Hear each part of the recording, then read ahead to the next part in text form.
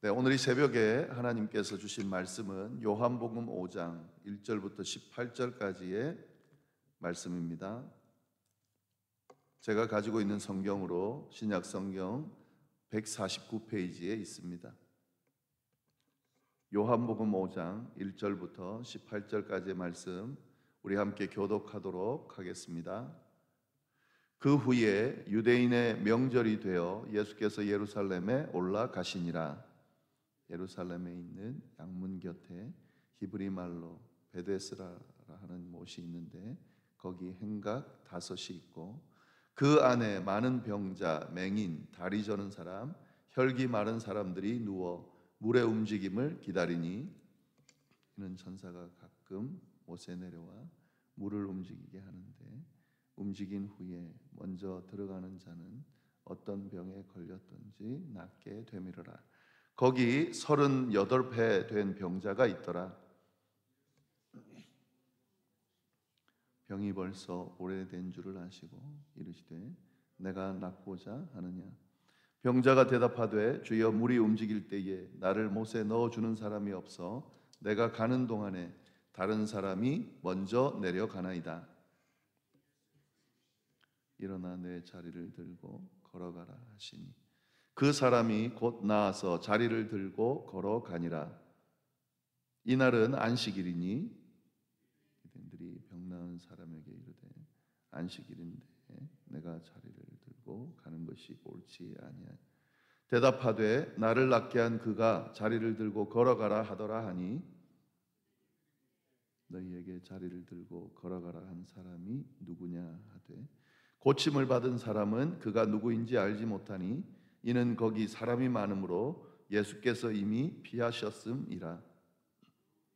예수께서 성전에서 그 사람을 만나 이르시되 보라 내가 나았으니 더 심한 것이 생기지 않게 다시는 죄를 범하지 말라 하시니 그 사람이 유대인들에게 가서 자기를 고친 이는 예수라 하니라.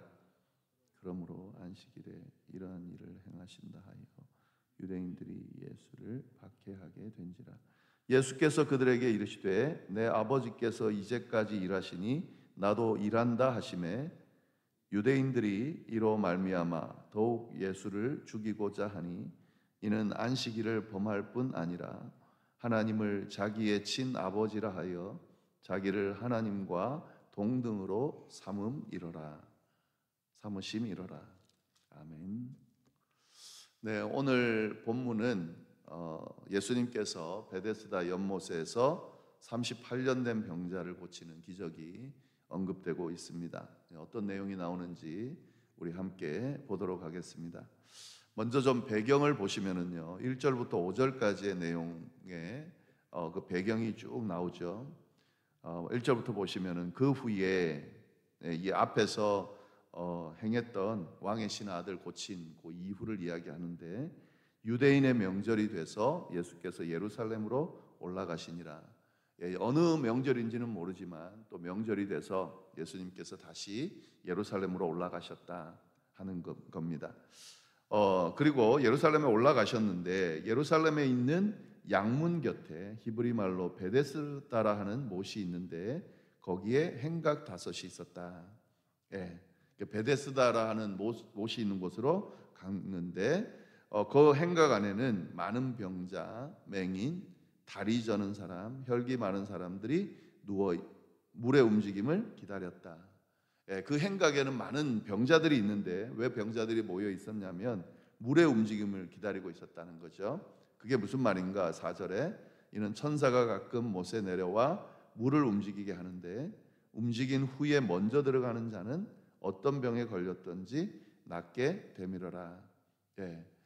그 베데스다 못에 가끔씩 물이 동하게 되는데 그 물이 동한 것이 천사가 내려온 거라고 생각들을 하고요.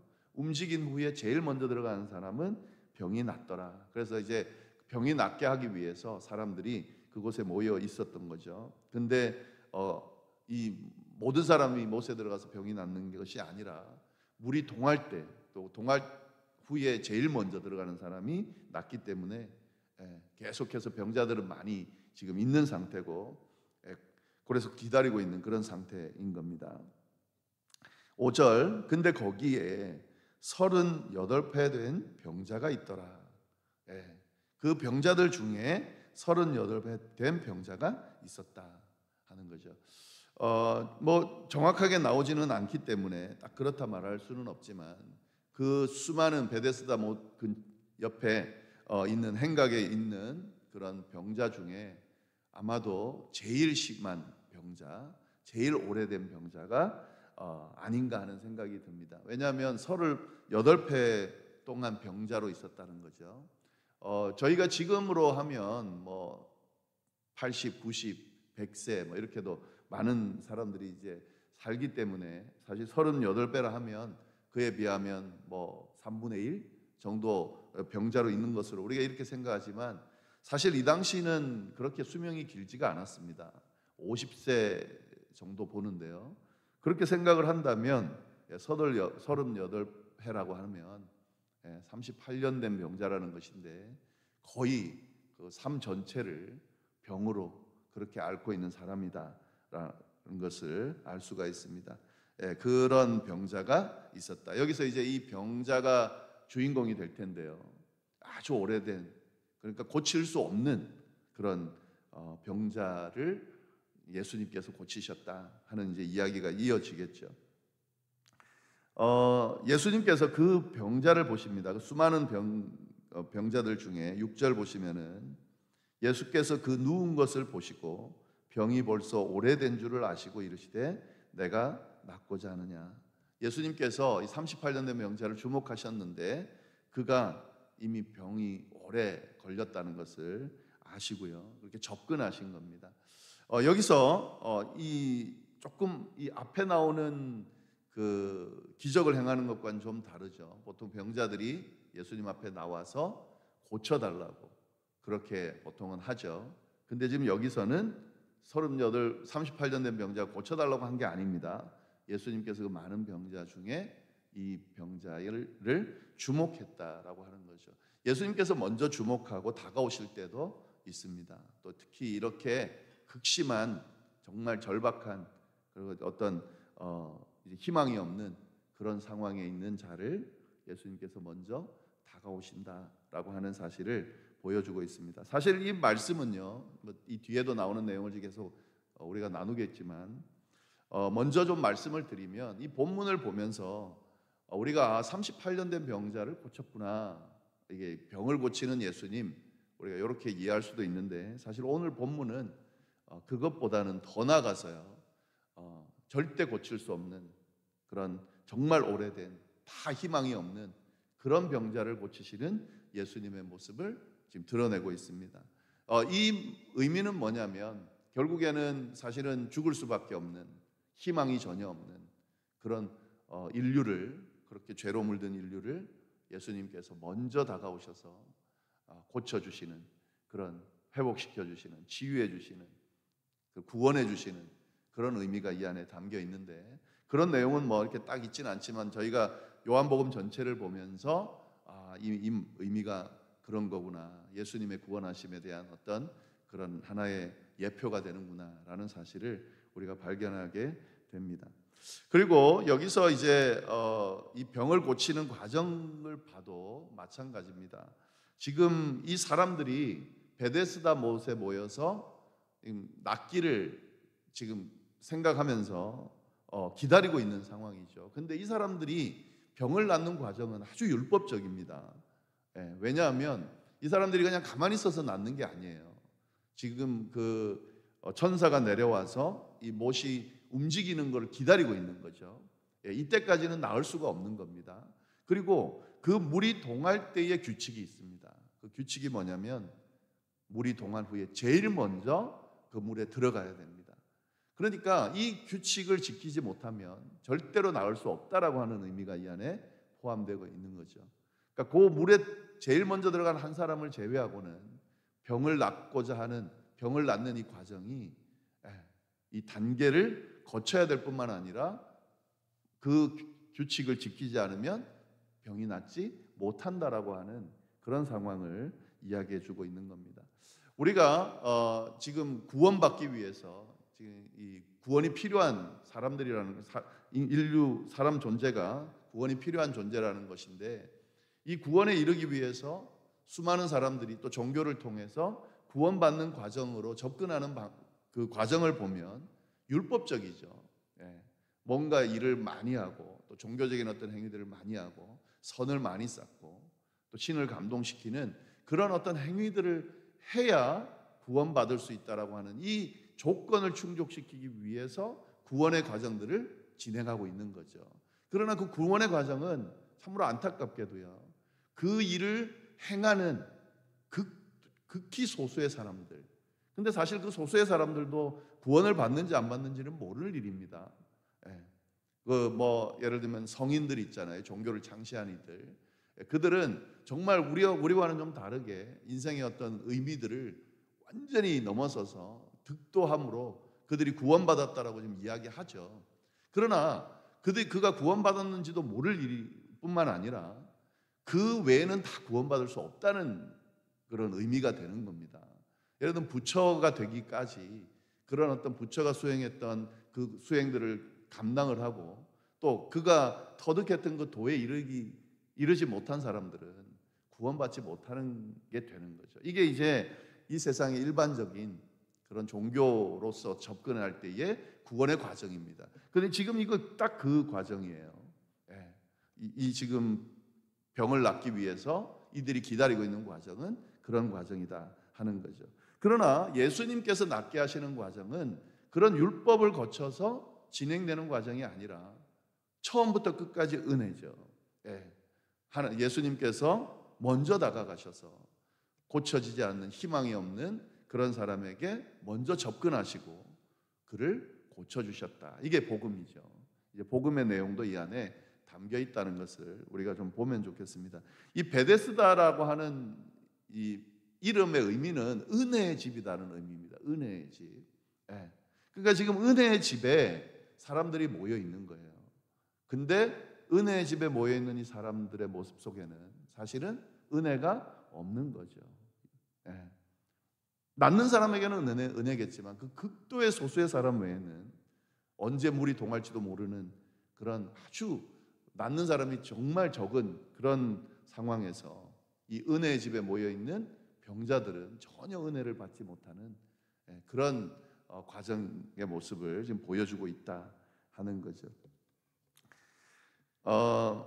네, 제가 먼저 너무 많이 설명을 드렸는데 좀 더 보겠습니다. 그래서 예수님께서 내가 낫고자 하느냐라고 이렇게 물어봤는데 병자가 뭐라고 대답합니까? 7절에 병자가 대답하되 주여 물이 움직일 때에 나를 못에 넣어주는 사람이 없어서 내가 가는 동안 다른 사람이 먼저 내려가나이다. 예. 지금 예수님이 낫고자 하느냐라고 물으면 보통 다른 기적에서는 어떻게 합니까? 네, 낫고자 합니다. 이렇게 이제 대답을 해야 되죠. 먼저 낫고 싶습니다, 낫게 해주세요 안 했더라도 예수님이 낫고자 하느냐라고 물으면 네, 낫고 싶습니다라고 이야기를 해야 되는데 이 병자는 뭐라고 이야기합니까? 지금 제가 낫고자 하느냐 이거하고 상관없이 나을 수가 없습니다. 물이 움직일 때에 제가 열심히 가지만 이미 늦어버립니다. 그래서 먼저 들어갈 수가 없습니다. 나를 못에 넣어주는 사람이 없고 제가 먼저 들어갈 수도 없습니다. 그러니까 극도의 무능력하고 무기력하고 완전히 그냥 아예 절망적인 그런 생각을 가지고 지금 예수님 앞에 답변하고 있다는 거죠. 우리가 이 모습을 보면서도요, 이 인간 스스로 이런 어떤 연약함을 극복하고 나을 수 없다는 것을 우리가 알 수가 있습니다. 이 정도로 이게 사실 38년 된 병자의 모습은 죄로 물든 우리의 모습이죠. 우리가 스스로 구원하기를 원하지만 그게 구원되지 않잖아요. 그리고 스스로 구원하는 방법들을 열심히 찾아서 그 구원의 길을 찾아갔지만 그게 되지 않아서 우리는 구원받을 수 없는 존재구나라고 하는 그런 절망감을 가지고 있는 그 모습을 이 38년 된 병자가 지금 보여주고 있는 겁니다. 그렇게 대답하는 그 38년 된 병자에게 이 예수님께서 뭐라고 이야기하십니까? 8절에 보시면 예수께서 이르시되 일어나 내 자리를 들고 걸어가라. 병자가 어떤 반응을 보이든지 간에 예수님은 그 병자를 향해서 치유의 능력을 허락해 주십니다. 일어나 내 자리를 들고 걸어가라. 이게 은혜죠. 예. 이 반응에 관계없이 먼저 사랑하시고 먼저 능력을 베푸시고 먼저 치유해 주시는 그런 예수님의 모습이 바로 우리에게 은혜로 다가오는 거죠. 그래서 9절 보시면은 그 사람이 곧 나아서 자리를 들고 걸어가니라. 치유의 역사가 일어났다는 거죠. 근데 우리가 여기서 좀 잘 보셔야 되는 부분이 있습니다. 어제 말씀하고도 연결이 좀 되는데요. 예수께서 이르시되 일어나 내 자리를 들고 걸어가라 하시니 그 사람이 곧 나아서 자리를 들고 걸어갔다.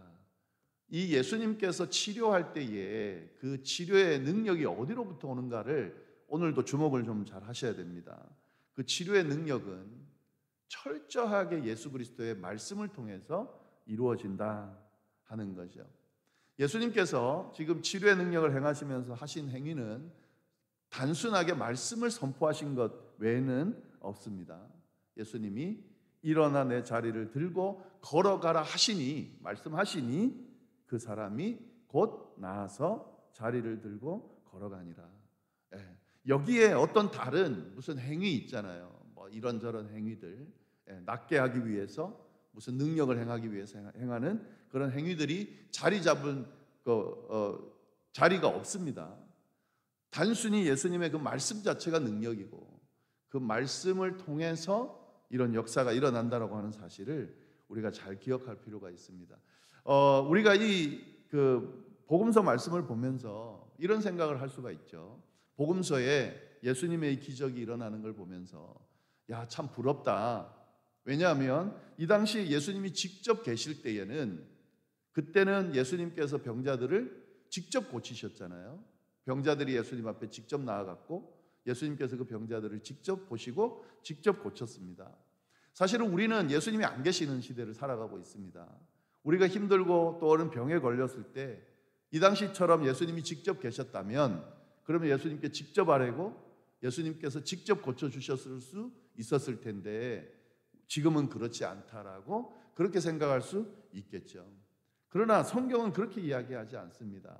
예수님께서 그때 계실 때에 직접 계셨지만 그가 고침을 주실 때는 말씀으로 고쳐주셨다는 거죠.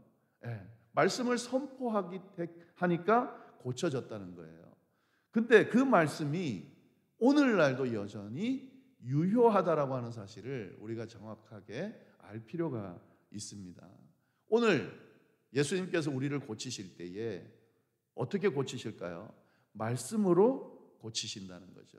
변하지 않는 예수님의 말씀이 오늘 이 자리에서도 이 시대에서도 역사한다는 사실을 우리가 믿을 때 이 당시 예수님이 계실 때 일어났던 성경의 이 역사가 오늘 우리에게도 일어난다라고 하는 사실을 우리가 잘 기억할 필요가 있습니다. 우리가 이제 아픈 분들을 위해 기도하고 또 아플 때에 또 어떤 필요가 있을 때에 예수님 앞에 도움을 요청할 때에 우리가 늘 염두에 둬야 되는 것은 예수 그리스도께서 말씀으로 선포하고 고치셨던 것처럼 오늘도 그 말씀을 우리에게 선포하고 계시고 그 말씀을 믿고 의지하고 행하는 자들에게 그 말씀이 살아 역사해서 이 시대처럼 동일하게 역사되어진다.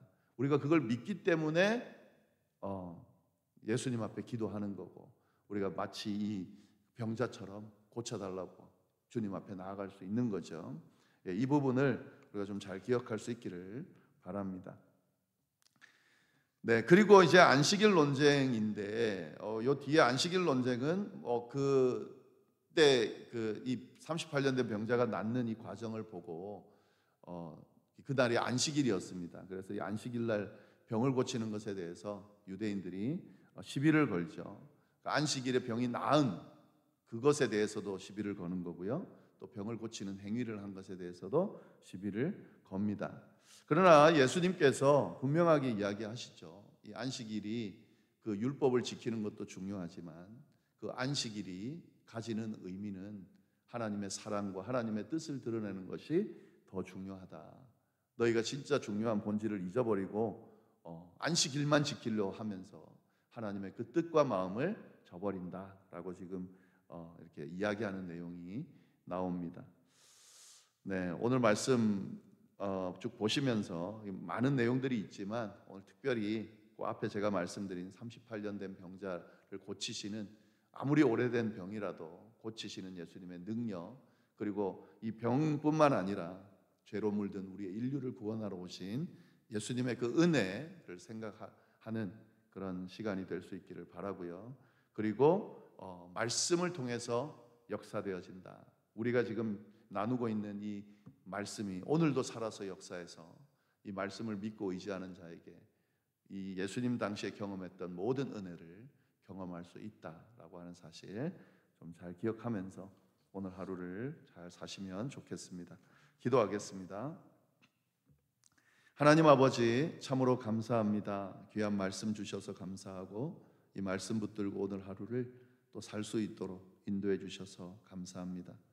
저희가 끊임없이 기도하고 또 그 기도 응답을 기대하는 이유는 이 당시 예수님 당시에 하셨던 그 말씀이 변하지 않고 오늘도 선포되어지고 역사하기 때문이라는 것을, 더 나아가서는 태초의 말씀으로 천지를 창조하셨던 그 말씀의 역사가 오늘 이 자리에도, 이 세상에서도, 이 시대에서도 임하고 있다는 사실을 믿기 때문에 저희가 주님 앞에 기도하고 또 주님의 도움을 요청하는 줄을 또 이렇게 깨닫게 해주시니 감사합니다. 하나님, 저희가 필요로 하는 기도를 이제 드리게 될 텐데 하나님, 그 말씀 가운데 역사하신 그 은혜를 생각하면서 그 말씀 붙들고 기도하게 하시고, 그리고 그 말씀이 살아 역사하는 응답으로 다가오는 그런 경험을 우리가 다 할 수 있게 되도록 인도하여 주옵소서. 드리는 개인의 기도와 중보의 기도 위에 함께하여 주시기를 간절히 바라고 살아계신 예수님의 이름으로 기도드립니다. 아멘.